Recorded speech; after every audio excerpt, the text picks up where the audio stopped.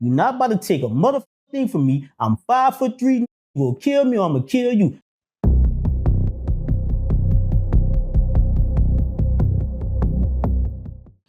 Now that you said it again, I'll let the comments talk, but I got to get out the way because you mentioned Boosie. And this is just what's going on in the world, and the world pay attention to names like that. Young Thug, of course, had to do his time in county while he fought his trial. And Boosie, of course, did his time. And Young Thug just made a post saying that going to PC is the smartest thing to do. And of course, this is Young Thug, he's a famous rapper. And he's basically telling, other famous rappers, that's the smartest thing to do, go into protective custody. And Boosie responded saying that is not the manly thing to do. To want to be protected from your own people that listen to your music, that buy your albums, that spend money on you, to not be amongst them. Boosie said that's not, that's foul. But that's the same people that say if you go back to your hood, you get killed. Like, let's be real. But see, we not being honest, homie. We trying to live up to a code that was a fugazi, homie. This street shit was a facade, and we fell for it. The street shit was a facade, and we fell for it, brothers. Let's be honest with ourselves. I'm honest with I fell for the bullshit. But it's like, when you become a man, you put away childish things. And that's what I did. I put away the childish shit. And this is no attack on Boosie, man. I listened to some of his music, man, when he talked about the cancer and all that, but I think that's where he really came from, his heart, man. But you know what somebody told me in Angola? When I said, bro, why you ain't rapping like that no more? Because I didn't know. I was at Camp C. This was in 2000. I got swung off the main prison walk, you heard me? Because, like I said, bro, when I went to Angola, I had an X on my back with the administration from the warden on down, bro. So I was I'm not about to just be beefing with these dudes. You heard me? No, I'm about to be beefing with them. I was considered real militant, bro. Yeah. You know what I'm saying? Like, actually, I ain't just talking. So when dudes, we going in the field. I remember this day like it was just a day. And the dude, one of the dudes because I fuck with Baton Rouge, man. I got a lot of solid, you know what I'm saying? Like, I ain't on that set tripping boy. That's what the Jim Crow taught. Turn the light skin against the dark skin, the short against the tall, the fat against the skinny. All our differences, he utilized it to make us enemies. And we still falling for that shit today in 2026, right? So dude said, man, listen to this, E.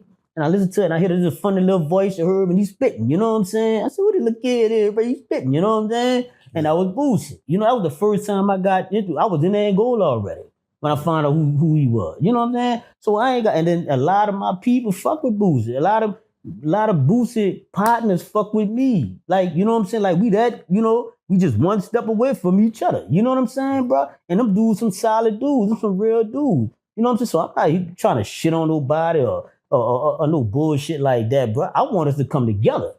You know what I'm saying? That's what I really want. I want them to look, man, hey, bro, look, you know what's going on. Come on, bro. Like, come on, bro. Be more vocal about that shit, dog. If you don't just say free my dog, but we got to take action to free our dog, homie. That's right. If the old you, let's say the young you who was in Angola, who's hearing about Boosie, just to get an idea of what the mentality is, someone with a name on the streets or in music comes into a situation like Angola. Does it even matter if someone chooses PC or with the people? Like, what? Who does that help? Who does it? Well, my name, Charles and White and a few other people that threw my name in that mix already. Ask Eastside, ask Eric Brown. You did with Boosie, woo.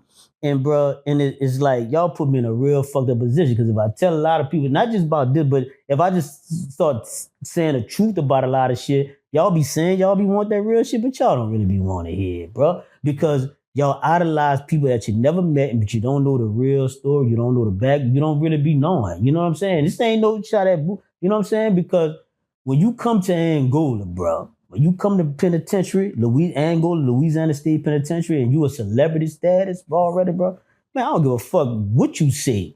Warden Burl Kane at the time, he gonna put you where the fuck he wants to put you. And he had his own program. He had his own system. Yeah. You dig? He had his own program and his own motherfucking system, man.